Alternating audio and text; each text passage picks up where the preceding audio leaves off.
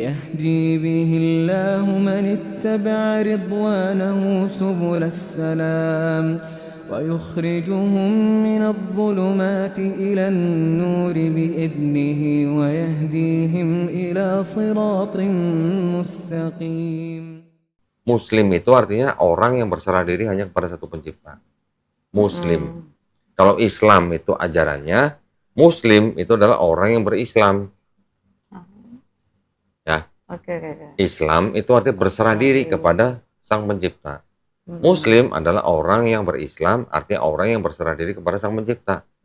Jadi setiap bayi yang lahir, fitrahnya dia adalah Muslim sebenarnya. Karena bisa berserah diri kepada siapa bayi ini? Kan hanya kepada penciptanya. Oke, dalam hal ini diwakili orang tuanya. Ketika bayi itu lahir besar, dia menjadi Yahudi, Kristen, Majusi karena orang tuanya. Betul? Betul. Jadi Katolik dulu sama siapa? Orang tua kan. Nah, ketika misalnya bayi itu sudah besar, nanti dia mendengar tentang Islam, misalnya dia sampai menerima Islam, bahkan sampai dia memeluk Islam, orang ini sebenarnya bukan pindah agama, orang ini sebenarnya kembali atau balik ke fitrahnya. Fitrah manusia sebagai Muslim, orang yang hanya berserah diri kepada Sang Pencipta. Di Islam konsepnya begitu. Ya. Dan insya Allah kalau orang di luar Islam masuk Islam, insya Allah dosa dari mulai diakil balik sampai dia bersyahadat, insya Allah dihapusin. Tapi semua kebaikannya nggak dihapus, kebaikannya dicatat sebagai pahala. Itu konsepnya dalam Islam. Ya. Dan di Islam kita tidak ada yang namanya penebusan dosa oleh orang lain. Ya. Di Islam kita hanya diperintahkan kita menjalankan perintahnya, menjauhi larangannya. Jadi kita hanya untuk diperintahkan bertakwa. Gitu. Kita melakukan amalan-amalan baik supaya apa? Berharap kita mendapatkan tempat yang baik nanti di akhirat. Apa? Surga misalnya kan. Tetapi setiap orang Islam kalau ditanya, Imam lu pasti masuk surga nggak? Kok nggak tahu gimana sih? Iya dong, kan dipercaya itu. Kok nggak tahu? Masuk, cuma dicuci dulu kalau banyak dosa. Nah, ya, satu katanya apa? Insya Allah. Jadi kita selalu mengatakan insya Allah harusnya.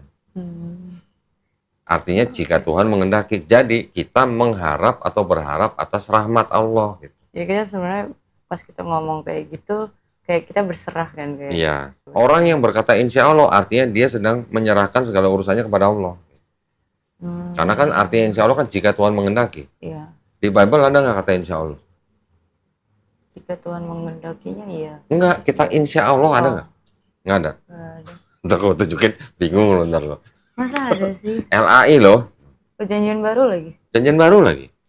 Masa sih? Loh kok masa sih? Ayat 15. Seharusnya kau berkata, Kaget ya. kami akan hidup dan akan berbuat begini atau begitu. Insya Allah. Berkata apa? Ada lagi yang Bible zaman dulu juga ada kata begitu nih. Berarti Allah dalam ini dan Allah dalam agama Islam tuh sama nggak sih? Kalau di dalam Bible, kata Allah itu sebenarnya bukan nama pribadi. Tapi sebutan umum. Sebutan umumnya. Contoh, Presiden Jokowi. Yang namanya yang mana? Jokowi. Jokowi. Presiden itu apa? Jabatan. Jabatan atau sebutan umum. Sebutan umum. Begitu juga di Bible. Kata Allah itu bukan nama, tapi sebutan umum. Emang udah tahu bedanya Allah sama Tuhan? Belum kan? Kan tadi saya jelasin di awal. Tuhan itu artinya sesembahan yang berkonotasi Sang Pencipta. Allah atau Allah itu adalah nama Tuhan dalam bahasa Arab. Namanya Tuhan. Namanya tuh Allah. Allah. Kalau di dalam Islam gitu. Tapi itu juga masuk dalam KBBI. Jadi penggunaan kata Allah di dalam Bible itu tidak sesuai dengan KBBI. Berbeda. Iya, karena kalau KBBI bilang Allah itu adalah nama Tuhan dalam bahasa Arab. Sedangkan di sini Allah digunakan sebagai sebutan umum atau jabatan atau gelar gitu. Bahkan nanti ada ayatnya apa? Jangan ada Allah-Allah lain di hadapanku. Betul? Pernah dengar kan? Pernah baca kan? Kalau kita orang Islam begitu dengar jangan ada Allah-Allah lain. Aduh, rasanya gimana ya? Itu nama gitu buat orang Islam. Kalau mereka malah sebutan untuk Jabatan. Karena Karena jabatan, ketika ditanya bedanya Allah sama Tuhan apa? Pada bingung. Iya, kayaknya Pada bingung. Yang bisa jelasin nanti mungkin pendeta, dan itu juga asumsi sebenarnya. Karena penjelasan pendeta tidak sesuai dengan KBBI. Nah, Kristen Arab menyebut kata Allah itu untuk nama, bukan untuk jabatan. Yahudi Arab menyebut kata Allah juga sebagai nama, bukan sebagai jabatan. Mereka menerjemahkan yang 4 huruf tadi, Yod, He, Vav, He, ke dalam bahasa Arab menjadi kata Allah. Nah, jadi yang beda cuman Indonesia sama Malaysia doang. Oh, 2 negara. Cuman 2. Tapi di Malaysia juga nggak semua negara ya, nggak semua negara bagian. Daerah. Nih, tahun berapa nih? Apa kata ini? Melainkan patutlah kamu berkata demikian, insya Allah. Dan kamu ada janji kami, maka kami hendak membuat ini atau itu. Ini Bible cetakan 1916 nih. Sangat lama. Kakek kita aja belum lahir. Ini udah 1 abad lebih nih. Ya ampun. Nah, yang beginian saya sampai cari, saya beli nih, untuk membuktikan gitu. Iya. Di dalam sini ada kata insya Allah. Ada atau assalamualaikum. Itu di situ ada. Hah? Itu di situ ada. Assalamualaikum. Oh. Itu Alkitab kan? Ya bisa apa kalau bukan? Saya sih nyebutnya bukan Alkitab, saya sih nyebutnya Bible. Kenapa? Karena Al-Quran juga disebut sebagai Alkitab. Oh. Tuh. Jadi saya nyebut ini hanya sebagai Bible aja.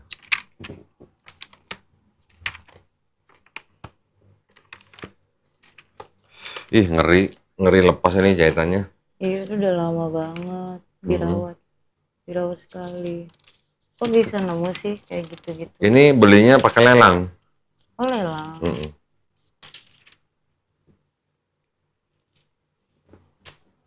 Nih yang di garis merah. Cari, ada nggak kata assalamualaikum? Ngeri banget.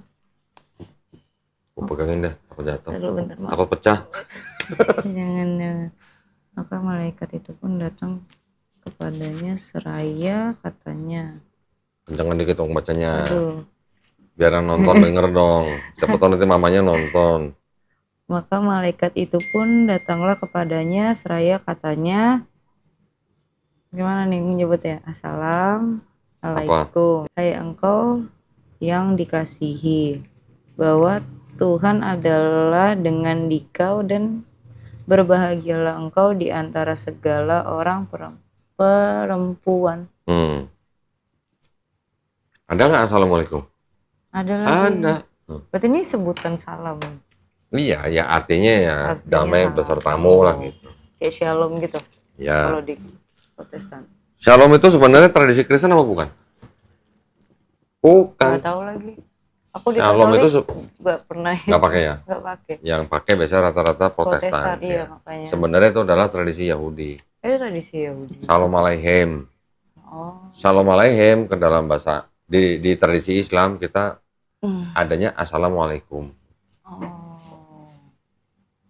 Shalom Aleichem tuh mirip lah dengan assalamualaikum. Mungkin nggak 100% sama tapi mirip.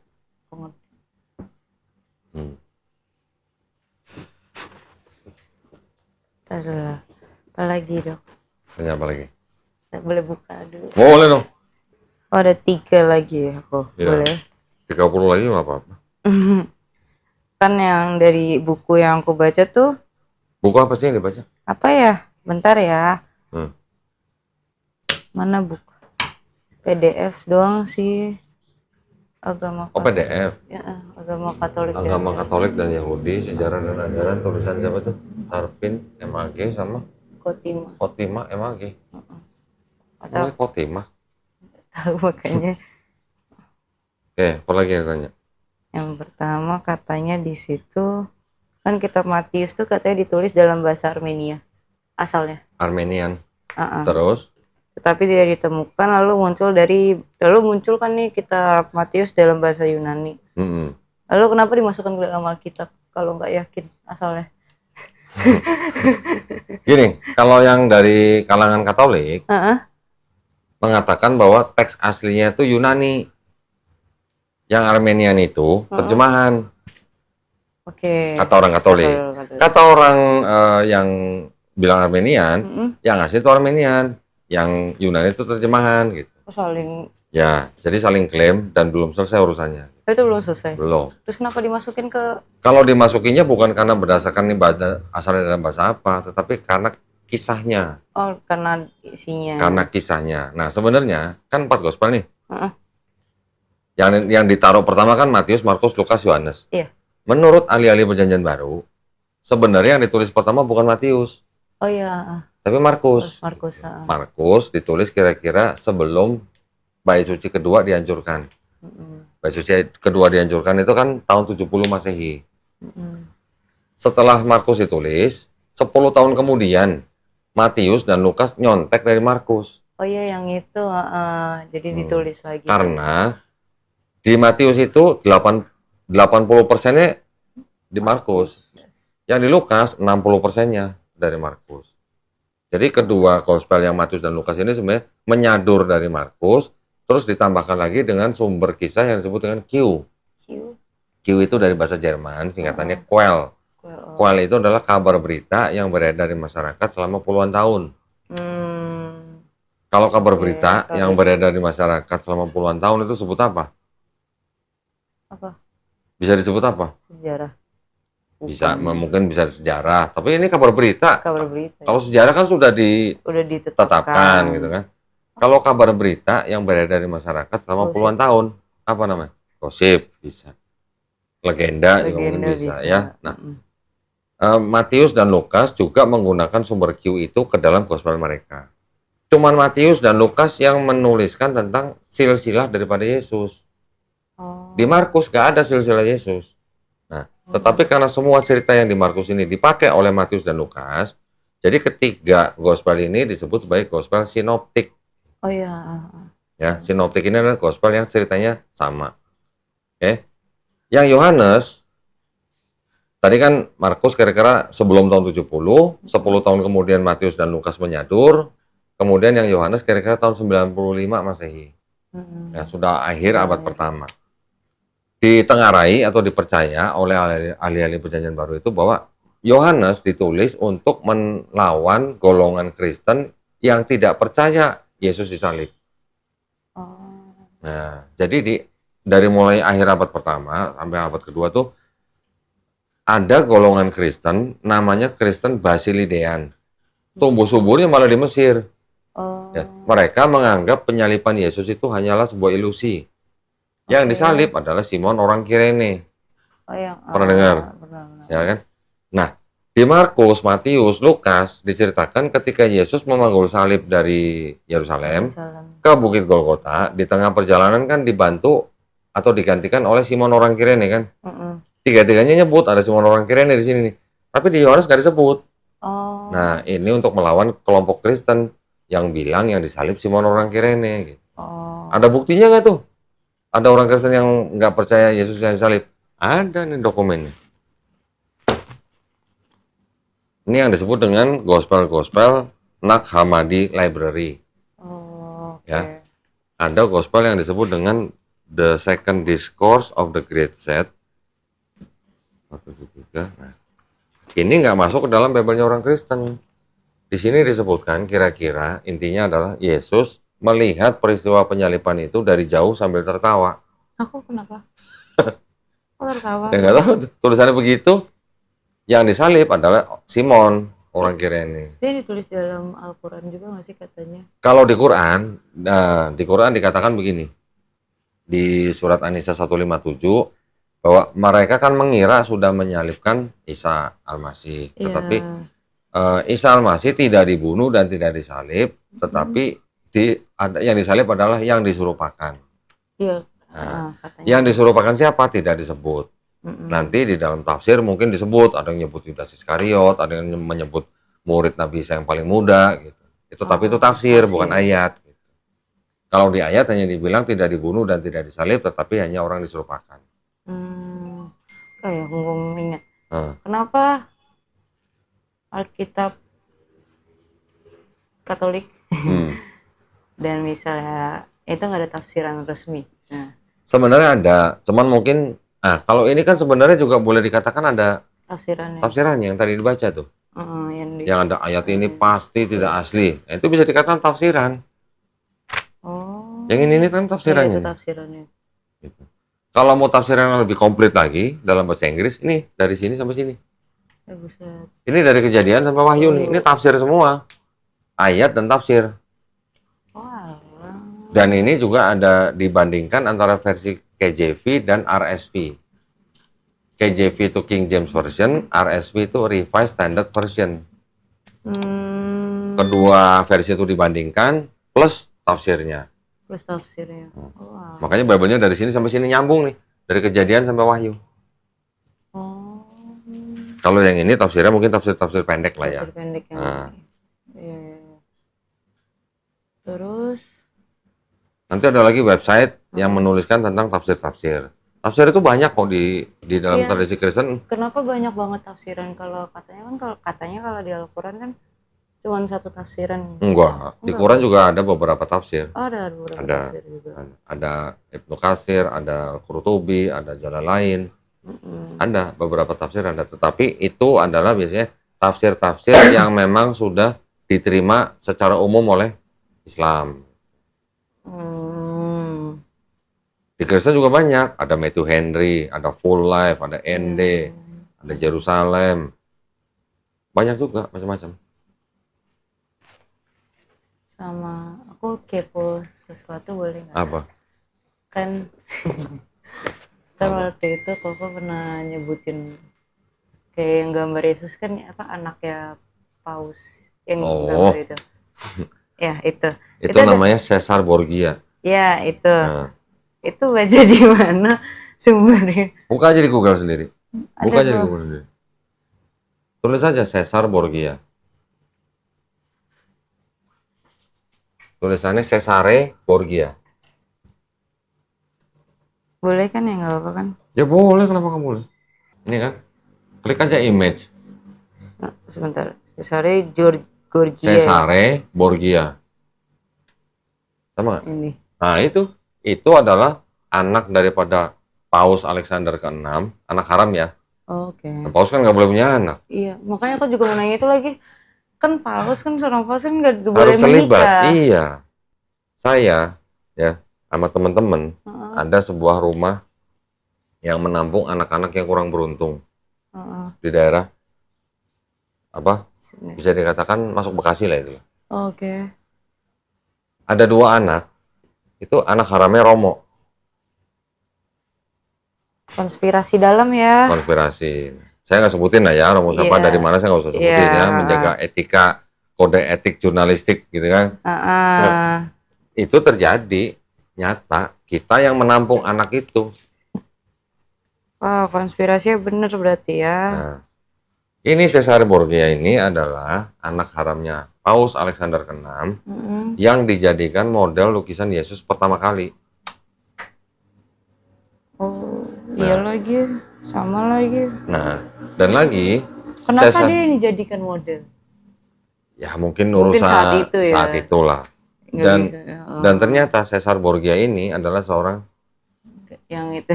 nah, yang pelangi lah gitu. Iya. Ada nggak Bible-nya pelangi? Udah lihat belum? Gitu.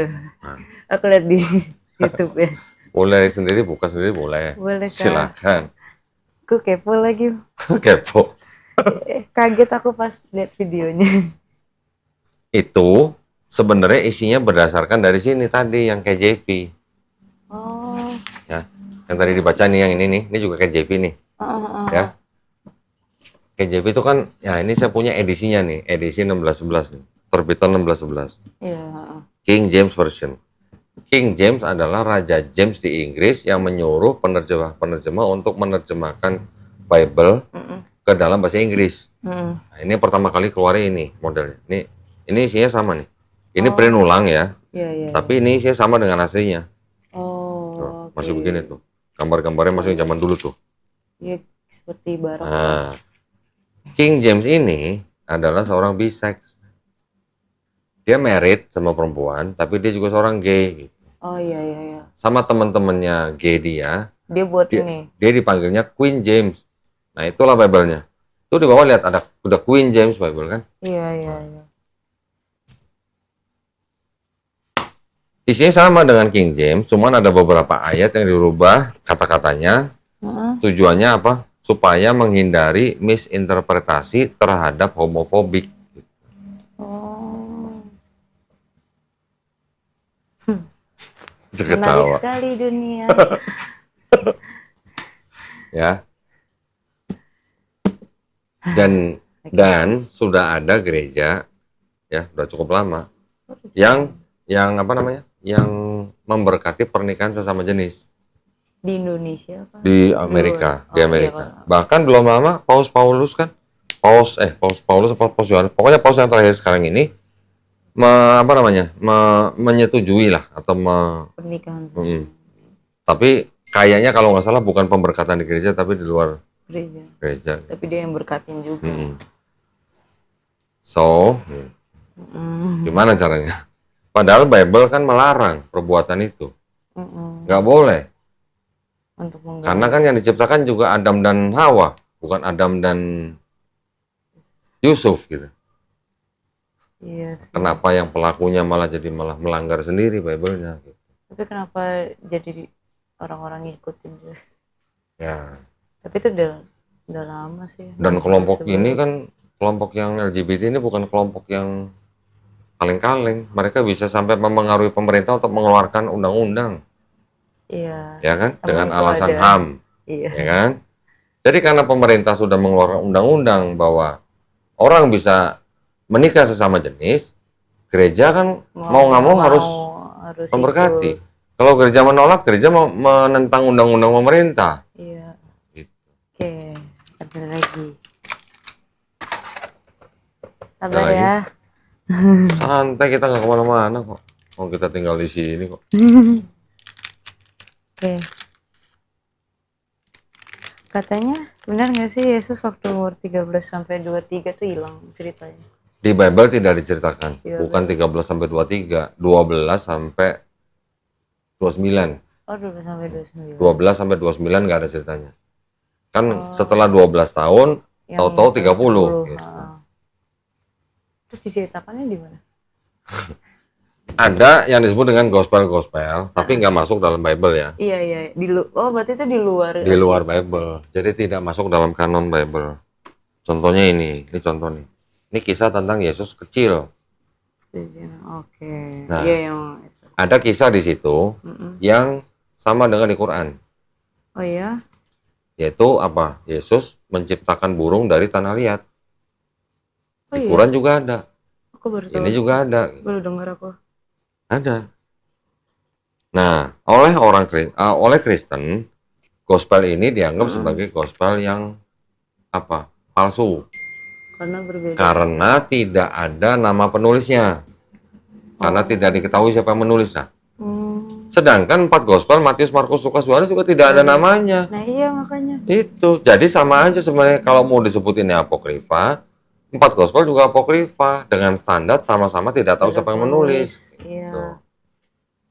Nah itu juga lagi. Nanti ada lagi nih, gospel Protevangelium of James. Ini menceritakan tentang Maria dan Yusuf. Maria ketika dinikahi oleh Yusuf berusia antara 12 sampai 14 tahun. Oh muda ya. Yusufnya 90 tahun. Duda anak 6. Oh iya. Pedofil. Maaf ya. Wis, Maaf. jangan udah. sembarangan. Jangan. Tuhan maafkanlah aku.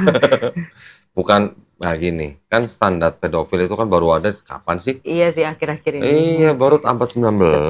Tapi kan zaman dulu Nggak it's ada. okay deh. Di Yahudi, anak perempuan 3 tahun lebih sehari, ya, itu sudah boleh digauli. Hah masa? Umur 11, sudah boleh nikah. Zaman dulu gitu ya? Yahudi ya, tradisi Yahudi ya. Wow. Jadi kalau ada yang mencibir pernikahan dini, mereka nggak tahu budaya dan tradisi. Padahal orang-orang Eropa, raja-raja Eropa juga menikah juga sama anak-anak. Ada yang umur 6 tahun, 9 tahun, 7 tahun. Bahkan bapak gereja sendiri nih punya istri umur 10 tahun. Karena Nih, lingkungan ya berarti. Saint Augustine istrinya umur 10 tahun. Oh. Nah, kadang-kadang standar itu yang tidak mereka ketahui, terus mereka tuduhkan ke Orang. lainnya gitu. Tadi siapa Bapak Yusuf yang Ya pernikahan dini tuh hal yang wajar, yang normal Saat zaman dulu. dulu. Zaman dulu. aku baru tahu tadi udah punya anak sebelumnya. Yusuf itu sebenarnya kalau di tradisi Kristen adalah duda beranak 6 yang dipilih oleh sukunya untuk menjadi suami Maria. Oh malah dipilih. Dipilih oleh sukunya untuk menjadi suami Maria. Oh. Tradisi ya, ini tradisi Kristen ya. Iya. Karena kan Maria kan hamil tanpa hubungan badan suami istri. Katanya dari Roh Kudus gitu. Ceritanya. Jadi dipilihlah suami oleh sukunya, itu Yusuf. Tapi saat itu Maria udah tahu kalau dia lagi hamil. Ceritanya agak sedikit berbeda lah. Oh, agak berbeda. Kalau di Matius sama Lukas tuh ceritanya agak sedikit berbeda. Kronologinya juga berbeda. Oh. Tinggalnya juga beda. Itu kajiannya lebih agak dalam. Kalau mau cek bisa saya ceritain. Okay. Beda gitu ya. Beda. Jadi antara Matius dan Lukas, sosok Yesusnya tuh beda. Kok bisa? Hah? Kenapa Mau bisa? baca? Boleh deh, coba. Biar yakin ya. Iya deh. Iya deh. Pegang buka di Matius. Matius berapa? Matius dari pasal 1 aja.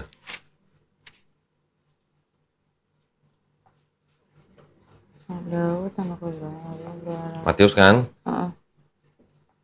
Kalau dari pasal 1 ayat 1 sampai 18 itu kan 17 itu kan silsilah. Silsilah. Oke, sekarang baca dari yang ayat 18-nya deh. Kelahiran Yesus Kristus adalah seperti berikut. Pada waktu Maria, ibunya bertunangan dengan Yusuf, ternyata ia mengandung dari Roh Kudus sebelum mereka hidup sebagai suami istri. Oke. Terus karena Yusuf suaminya gitu kan? seorang yang tulus hati dan tidak mau mencemarkan nama istrinya di muka umum, ia bermaksud menceraikannya dengan diam-diam. Tetapi ketika ia mempertimbangkan maksud itu, malaikat Tuhan nampak kepadanya dalam mimpi dan berkata, Yusuf anak Daud, janganlah engkau takut mengambil Maria sebagai istrimu, sebab anak yang di dalam kandungannya adalah dari Roh Kudus. Kan dari Roh Kudus. Ya, terus? Ia akan melahirkan anak laki-laki dan engkau akan menamakan dia Yesus, karena dialah yang akan menyelamatkan umatnya dari dosa mereka. Terus hal itu terjadi supaya genaplah yang difirmankan Tuhan oleh Nabi. Ini Nabi siapa? Nah, tidak disebutin Nabi siapa. Oh. Terus? Sesungguhnya. Mungkin yang dimaksud di sini adalah Nabi Yesaya. Oh, sebelumnya Ya, ya? yang tadi kita bahas tuh. Yesaya 7:14. Iya. Kan seorang anak darah ini dia ngambil dari Yesaya 7:14. Berarti yang disebut Nabi siapa nih? Nabi Yesaya. Bisa. Oh. Sesungguhnya anak darah itu akan mengandung dan melahirkan seorang anak laki-laki dan mereka akan menamakan dia Samuel. Oke ya. Yang berarti Allah menyertai kita. Nah, sekarang pasal 2-nya. Pasal 2-nya di sini ada cerita orang-orang Majus dari timur. Iya. Orang-orang Majus dari timur ini menghadap ke Herodes, bertanya di mana anak yang baru lahir itu, karena mereka diperingatkan di tradisi mereka bahwa yang lahir itu adalah dibilang apa? Raja gitu. Bentar nih. Bentar. Di manakah dia raja orang Yahudi yang baru dilahirkan? Nah, ini ada orang-orang Majus yang ngomong ke Raja Herodes, di mana ada anak yang baru lahir, raja orang Yahudi. Nah, Herodes kan raja orang Yahudi pada saat itu. Dibilang ada raja mau menggantikan dia gitu. Berarti kan panas dong. Iya. Setelah ini, mereka dikatakan apa? Di Bethlehem di tanah Yudea. Gitu kan? Terus setelah itu orang-orang Majusi ini kan akhirnya masuk ke dalam tempat Yesus dilahirkan. Iya. Tapi sebelumnya gini, sebentar. Ini ada yang kelewat tadi deh. Yesus lahirnya di mana tadi ya? Di pasal 2 ayat 1. Sesudah Yesus dilahirkan di mana tuh? Bethlehem. Bethlehem ya. Berarti Yesus tinggalnya di mana kalau begini? Orang tuanya Yesus berarti tinggalnya di mana? Bethlehem. Bethlehem dong, ya? Bethlehem. Mendingan dicatat. Atau kita tulis di PowerPoint ya. Ini supaya ini nih, supaya nanti bisa tahu bedanya. Nih, aku catat. Saya pakai tabel aja nih. Yesus lahir di Bethlehem. Matius dan Lukas. Berarti Yusuf dan Maria ada di Bethlehem. tinggal di Bethlehem kan? Bethlehem, karena dilahirkan di situ Yesus. Ya, Yesus lahir kan di Bethlehem. Masa pisah, nggak mungkin. Ini di Matius 2 ayat 1 ya. Iya, 2 ayat 1 benar. Terus kita baca lagi. Setelah orang-orang Majus Timur itu melihat Yesus memberikan persembahan, mereka berangkat kan. Setelah mereka pergi, nampaklah malaikat Tuhan di ayat 13. Nampaklah malaikat Tuhan kepada Yusuf dalam mimpi, bangunlah, ambil anak itu serta ibunya, larilah ke Mesir dan tinggallah di sana sampai aku berfirman kepadamu, karena Herodes akan mencari anak itu untuk membunuh dia. Lalu Yusuf bangun, diambil anak itu serta ibunya malam itu juga kemana? Menyingkir ke Mesir. Dan tinggal di sana sampai Herodes mati. Hal itu terjadi supaya genap mana firman di Tuhan oleh Nabi, dari Mesir kupanggil anakku. Jadi Yusuf membawa Maria dan Yesus ke Mesir. Ini di Matius berapa? Matius 2 ayat 13 sampai 15. Betul.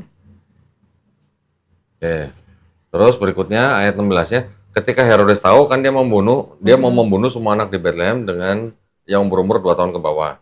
Iya. Terus ada ayat 19.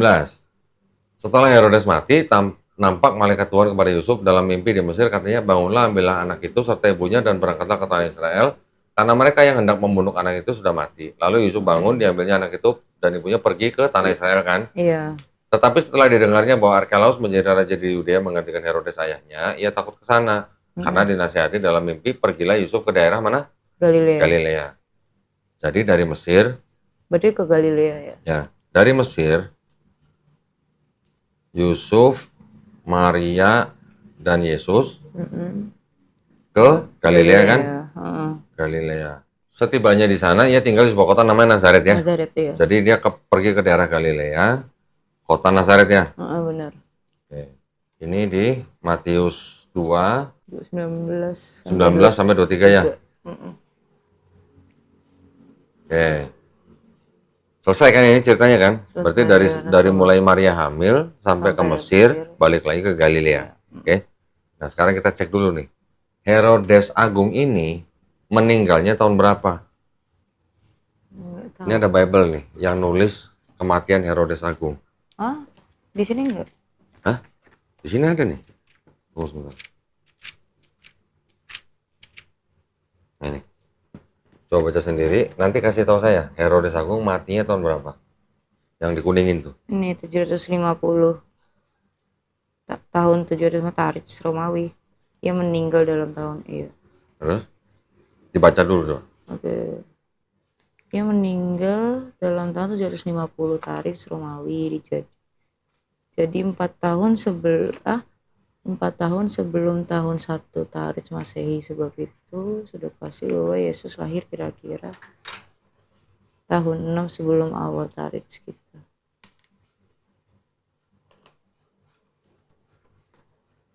Jadi tolong kasih tahu saya, Herodes Agung meninggal tahun berapa? 750. Enggak dong. Nih. Ia meninggal dalam tahun 700 Tarik Romawi. Artinya penanggalan Romawi tahun 750. Jadi 4 tahun sebelum tahun 1 Tarik Masehi. Berarti? Jadi 4 tahun sebelum tahun 1. Ada nggak tahun 0 Masehi? Nggak ada kan? Nggak ada. Dari 1 sebelum Masehi, yang ada kan terus 1 Masehi. Berarti kalau 4 tahun sebelum tahun 1, berarti tahun berapa? Mundur ke belakang. 4 sebelum Masehi. Ya, catat nih. Berarti Herodes Agung matinya tahun 4 sebelum Masehi. Tahun Masehi. 4 SM. Yang di Matius nih. Berarti Herodes Agung mati tahun 4 sebelum Masehi. Iya. Kalau Herodes Agung mau membunuh semua anak yang berusia 2 tahun ke bawah, berarti Yesus ketika mau dibunuh berusia berapa? Sebentar. Berarti kan nggak sampai 2 tahun. Nggak sampai 2 tahun. Berarti kalau gitu Yesus lahirnya tahun berapa sebelum Masehi? Tulisnya sih ini 6. Berarti kan sebelum Herodes Agung mati dong, paling Ya cepat. sebelum. Iya dong. Iya sebelum Herodes mati. Berarti kalau kita tarik mundur 2 tahun, berarti Yesus lahir maksimal 2 tahun sebelum Herodes mati kan? Iya. Ya kita nggak usah, ini dah, kita ambil aja yang paling deket lah. Oh, Kalau oke, ditambah-tambah paham, lagi paham, ketika paham, Yusuf paham. dan Maria ke Mesir, Iya. nunggu Herodes mati, kita nggak tahu berapa tahun. Jadi kita anggap aja karena Herodes Agung matinya tahun 4 sebelum Masehi, berarti kalau Yesus adalah termasuk seorang anak yang berusia 2 tahun ke bawah, berarti paling lama Yesus lahir tahun berapa? 4 sebelum Masehi dikurangin 2. Tahun 6 6 iya 6 sebelum Masehi. Nah ya. Berarti di sini Yesus lahir maksimal 6 sebelum Masehi.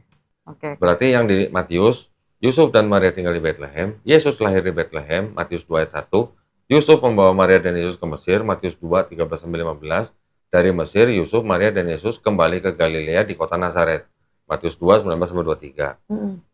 Herodes Agung mati tahun 4 sebelum Masehi, berarti Yesus lahir maksimal tahun 6 sebelum Masehi. Setuju ya? Setuju. Sekarang buka Lukas. Lukas 2. Maaf.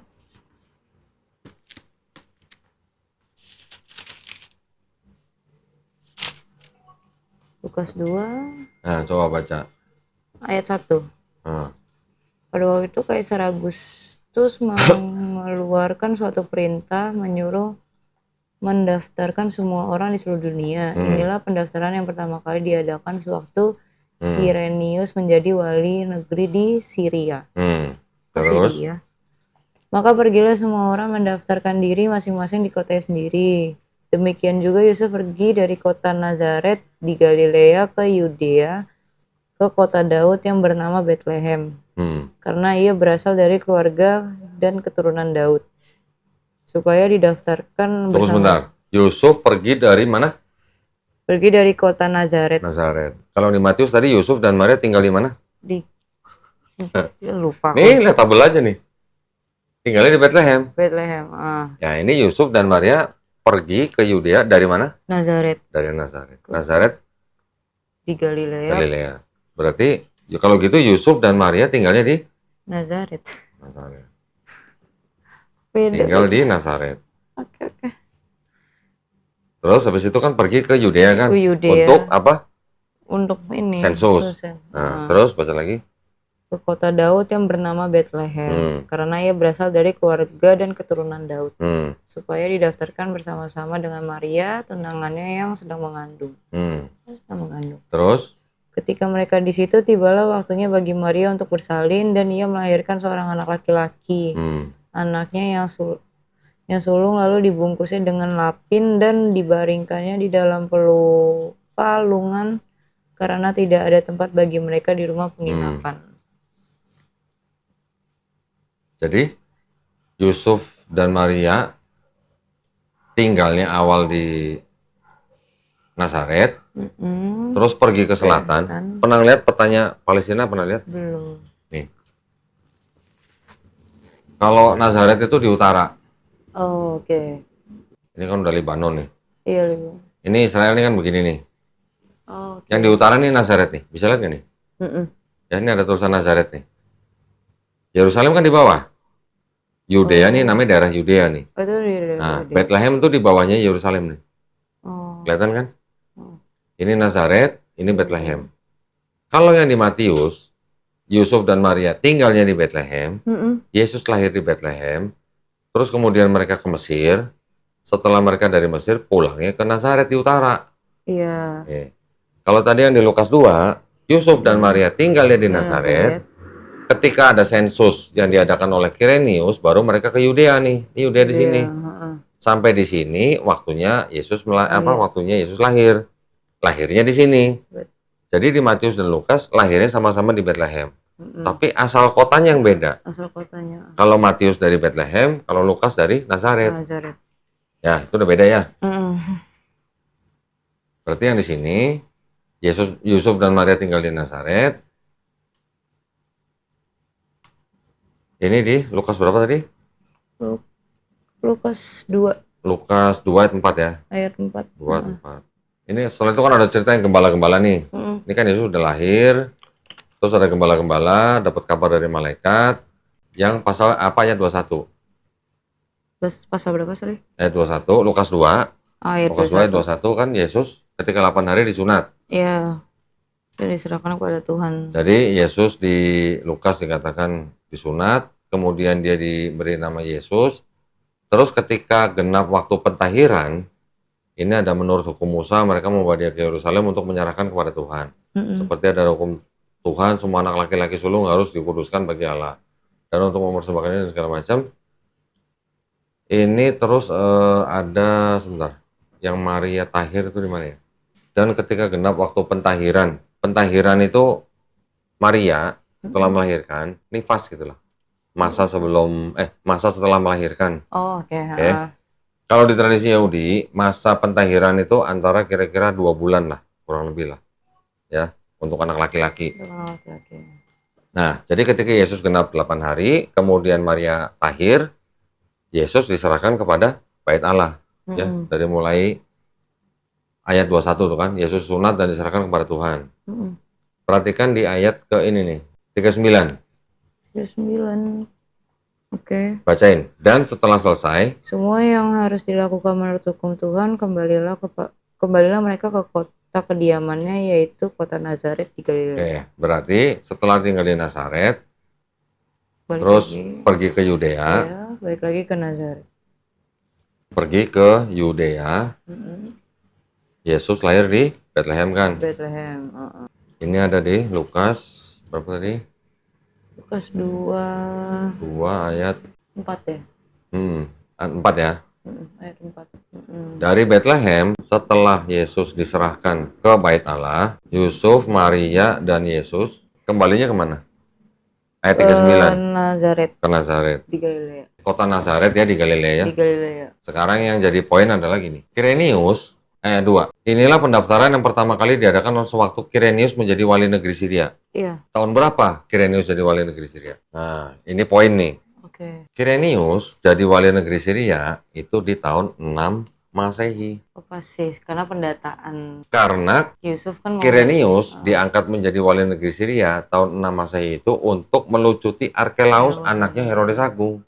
Ya. Kan yang menggantikan Herodes Agung setelah Herodes Agung mati kan Arkelaus, ya kan? Itu dilucuti oleh Kirenius di tahun 6 Masehi. Buktinya mana? Ada buku-buku sejarahnya ada. Ini gue bisa tunjukin nih, bentar ya. Bentar, saya mau tunjukin siapa saja yang menyatakan bahwa Kirenius menjadi wali negeri Syria di tahun 6 Masehi. Quirinius. Bentar ya. Nah ini nih, ini ada nih. Ada nih komentari dari, ini malah dari Kristen sendiri nih. Ellicott's komentari nih. Jadi yang menjadi wali negeri itu tahun 9 sebelum Masehi, Sentius Saturninus. Tahun 6 sebelum Masehi, T. Quintilius Varus. Tahun 6 Masehi, P. Sulpicius Quirinius atau Quirinius. Kalau nggak salah nanti saya juga ada buku yang menyatakan bahwa Quirinius itu jadi wali negeri untuk melucuti Arkelaus. Nanti ada. Ini kalau nggak salah juga ada nih. Nih, The Census diadakan tahun 6 Masehi. Berarti jadi ketika 6 Masehi ini kan Yesus lahir di Bethlehem. Benar. Kalau di Matius Yesus lahir kan maksimal tahun 6 sebelum Masehi. 6 sebelum Masehi sampai 6 Masehi berapa tahun? 6 sebelum Masehi. 6 Masehi. Total? 1000 ya? Enggak dong. 6 berarti tahun sama 6 tahun. 12 tahun. tahun. Oke, sorry. 6 tahun sebelum Masehi, 6 tahun Masehi. 12 tahun 12 sih tahun. bedanya. Boleh nggak saya nanya gini, ada berapa Yesus di Bible? Buset. Iya, kalau gitu ya. Karena kronologinya jelas loh. Kalau yang Matius, Yusuf dan Maria tinggalnya di Yerusalem atau Yudea, Yesus lahir di Bethlehem, habis itu ke Mesir, pulang ke Nazaret di Galilea. Kalau di Lukas, Yusuf dan Maria tinggalnya di Nazaret, pergi ke Yudea, Yesus lahir di Bethlehem, habis diserahkan ke Bait Allah, kembali lagi ke Nazaret. Nggak pernah ke Mesir. Jaraknya Kirenius menjadi wali negeri Syria tahun 6 Masehi, yang di Matius Herodes Agung mati tahun 4 sebelum Masehi. Berarti Yesus lahirnya sebelum Herodes mati. Bedanya 12 tahun. Iya. Jadi ada berapa Yesus? Di kalangan Kristen sendiri sudah diperdebatkan selama ratusan tahun. dan nggak ada yang bisa Nggak ada jawab. hasil yang memuaskan. Ini Ini terlepas perjanjian. dari silsilah yang berbeda loh ya. Iya, iya, iya. Kan Matius ada silsilah, Lukas juga ada betul. silsilah. Ini juga kan beda. Kalau memang dikatakan Oke. Bible adalah kitab yang lengkap, Mm-mm. mau dikatakan lengkap, oke lah lengkap, tapi banyak salahnya gitu. Ya, mau contoh kecil aja. Kalau ini udah jelas nih, kita harus bikin tabel nih ya. Iya, kan Kalau di Matius 1, ini kita jadi belajar ngitung nih. di matematika. Ayat 17 coba baca. Jadi seluruhnya ada 14 keturunan dari Abraham sampai Daud. 14 keturunan dari Daud sampai pembuangan ke Babel. Dan 14 keturunan dari pembuangan ke Babel sampai Kristus. Jadi 14 kan? Iya, 14. Coba kita hitung. Mau belajar hitung nggak? Hitung dari Abraham. Abraham berarti generasi pertama kan? Iya, Abraham pertama. Memperanakan siapa? Mana sih memperanakan Ishak? Ishak. Berarti Abraham 1, Ishak 2 kan? Abraham 1, Ishak, Ishak 2. Habis Ishak siapa? Yehuda. Yakub, terus Yehuda. Terus? Yehuda, Peres. Hitung ya. Ya Tuhan. Gua sebat nih sambil nunggu dia yang hitung. Peres, Zerma, dan Zera 6, Zeron, Hezron, Ram, Aminadab 10, 11, 12, 13, 14, 15, 16. Benar, sampai Daud. Ini Daudnya belum? Daudnya berarti dihitung dong. Bentar, Pokoknya Abraham 1, Daudnya ke berapa? 14 kan? Iya, 14. Bener kan 14? Bener, udah dihitung 14. Lebih. Enggak dong. Dari Abraham sampai Daud, Oh iya, 14. 14 benar. Sekarang dari Daud ke pembuangan Babel, coba hitung. Saya udah ngitung, 14 juga, bener. Oke. Sekarang dari pembuangan Babel ke Yesus, nyampe nggak 14? Sebentar. Coba hitung. Berarti ngitungnya harus Pembuangan begini. Babel. Mohon maaf, kan di sini kan Babel. sampai pembuangan Babel. Di sini Iya. ada nama siapa nih? Ini Yekonya kan? Yekonya. Yang di atas Yekonya terhitung nggak? Memperanakan Yekonya, berarti Yekonya kan hitung. Sampai ke 14 nih. Iya. Berarti Yekonya di sini dihitung lagi nggak? Enggak Harusnya dong. enggak. Nah, berarti mulainya dari siapa? Sealtiel. Dari Sealtiel sampai Yesus, coba berapa dihitung? Mana tadi? Sealtiel memperanakan. Ya, Sealtielnya dihitung ya? Dihitung, Sealtielnya dihitung dong. Zerubabel memperanakan Abisur, memperanakan Eliakim, Azor Kadok Akim, Eliud, Eleazar, Matan Yakub memperanakan Yusuf, suami Maria, 12. Berapa? 12. Kurang 1. Coba hitung nih. Siapa? Kristian yang bacain, saya ngitung nih. Oke. Sealtiel 1. Bentar. Sealtiel memperanakan siapa? Mana tadi? Nah, Sealtiel memperanakan Zerubabel. Zerubabel 2. Zerubabel memperanakan Abihud. Abikut 3. Terus Abihud memperanakan Eliakim. Eliakim 4. Eliakim memperanakan Azor. Azor 5. Azor memperanakan Zadok. 6. Zadok memperanakan Akim. 7. Akim memperanakan Eliud. 8. Eliud memperanakan Eleazar. 9. Eleazar memperanakan Matan. 10. Matan memperanakan Yakub. 11. Yakub memperanakan Yusuf suami Maria. 12. Lalu yang melahirkan Yesus Kristus. Yesus. Baru 13. Tentunya sih. Yang ayat 17 dikatakan apa? Jadi seluruhnya ada 14. 14. Nah, yang dari pembuangan Babel ke Yesus cuma 13. Iya. Kurang 1. Siapa Satunya satunya? siapa? Nah, itu. Siapa, Mam? Satunya siapa? Kurang siapa? Itu bisa dites dengan sendiri kan? Nggak Iya. perlu ahli Bible. Hitung sendiri Tulis bisa. langsung loh. Hitung sendiri gitu. Dari Abraham ke Daud benar 14. Dari Daud sampai ke pembuangan Babel benar 14. Kenapa dari Babel ke Yesus cuma 13? Di ayat 17-nya dibilangnya Tapi dibilangnya 14 juga. 14. Heeh. Kenapa? Apakah penulis Matius salah ngitung? Masa salah lagi. Kok banyak kali. Nah, gitu. Kok banyak banget. Kok banyak banget. Itu baru salah satu dari ratusan kesalahan atau kontradiksi dalam Bible. Ya, tapi dari tadi kita ngomongin banyak banget salahnya. Nah, begitu. Silakan direnungkan. Kameramen mah santai. Dia kan cuma tinggal pencet aja. Nanti tinggal potong-potong. Ya kita gini aja. Kita manusia diberikan akal kan?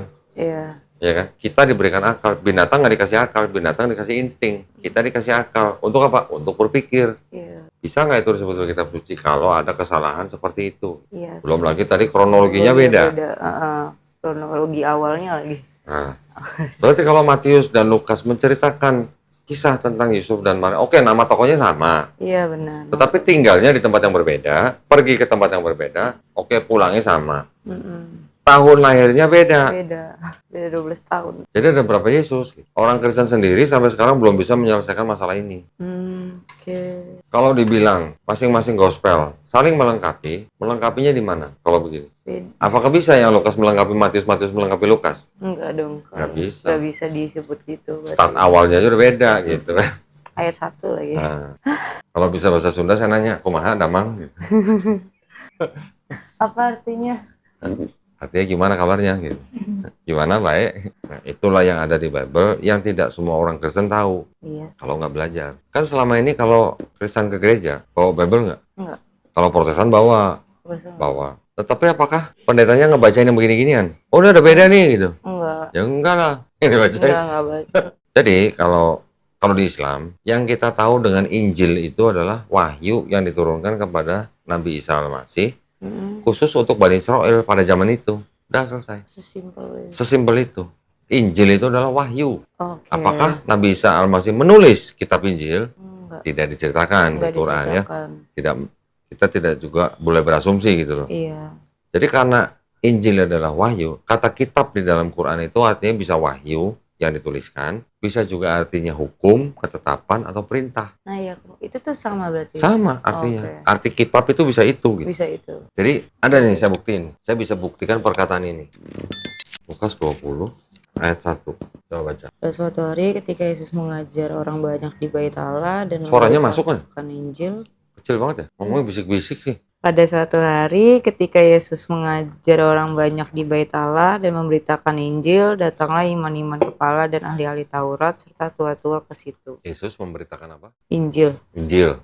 Injilnya I-nya huruf besar kan? Iya, I-nya besar. Berarti kata benda ya. Iya. Ya kan? Yesus memberitakan Injil. Kalau Kristen sebagai orang Katolik memandang Matius, Markus, Lukas, Yohanes sebagai Injil, Injil yang mana yang diberitakan Yesus di Lukas 21? Apakah Injil Matius, Markus, Lukas, Yohanes? Enggak dong. Enggak dong, belum ada. Belum ditulis. Gospel yang pertama Markus ditulis kira-kira hampir tahun 70 Masehi. Iya. Yesus nggak ada atau diangkat tahun 30 Masehi, bedanya 40 tahun. Nah, kalau Yesus memberitakan Injil, Injil yang mana yang diberitakan Yesus? Nah iya, mana? Nah, itulah wahyu yang diterima oleh Tuhannya Yesus. Oh. Apakah kalau Lukas 20 ayat 1 itu bisa diartikan Yesus bawa kitab seperti ini yang dijepit di ketek misalnya, diberitakan gitu? Enggak dong. Enggak. Itu adalah wahyu yang diterima oleh Yesus. Oh. Masuk kan berarti kan perkataan saya. Bahwa Injil adalah yang diterima Nabi Isa Al-Masih untuk Bani Israel pada saat itu. Bisa diterima. Itu bisa lebih make sense sih. Jadi buat kita Islam, kita memandang Matius, Markus, Lukas, Yohanes itu bukan Injil yang diterima oleh Nabi Isa. Tetapi Matius, Markus, Lukas, Yohanes ini hanya catatan biografinya Yesus. Jadi kayak ceritanya Ya, aja kehidupan biografi lah. Dari mulai lahir sampai disalib, sampai bangkit, sampai diangkat. Iya. Biografinya. Tapi apakah benar itu wahyu yang diterima oleh Yesus? Enggak, Enggak. karena belum ada saat itu. Ya, kan. walaupun di dalam 4 gospel itu mungkin masih ada sisa-sisa pesan Yesus yang sama di dalam Quran dan di dalam Perjanjian Lama. Iya. Kalau di dalam Perjanjian Lama, kan Yesus mengulang pesan Musa. Iya. Yang tadi, dengarlah ya bangsa Israel, Tuhan Allah kita, Tuhan itu Esa. Itu sama dengan pesan di sini. Di Yohanes ada pesan begini, Kayak ayat 17. ayat 17 apa 19? 17. Kata Yesus kepadanya, janganlah engkau memegang aku sebab aku belum pergi kepada Bapa. Saya pergilah kepada saudara-saudaraku dan katakanlah kepada mereka bahwa sekarang aku akan pergi kepada Bapakku dan Bapamu, kepada Allahku dan Allahmu. Nah, Yesus bilang kepada Maria Magdalena, pergilah kepada saudara-saudaramu, katakan aku akan pergi kepada Bapakku dan Bapamu. Terus apa? Allahku dan Allahmu. Kalau Yesus Tuhan, Tuhan punya Allah gitu. Karena kan Allahku dan Allahmu berarti Yesus punya Allah yang sama. Punya ada di atasnya lagi. Nah, punya Bapa yang sama dengan Bapaknya saudara-saudaranya atau murid-muridnya kan. Gimana? Apakah Yesus punya Tuhan? Punya. Kalau menurut ayat itu berarti Yesus punya Tuhan. Punya Tuhan. Bilangnya kan Bapakku dan Allahku. Iya benar. Kalau mobilku kan berarti mobil saya. Kalau Allahku kan berarti Allah saya. Berarti Yesus punya Allah. Iya. Tuhan punya Tuhan gitu.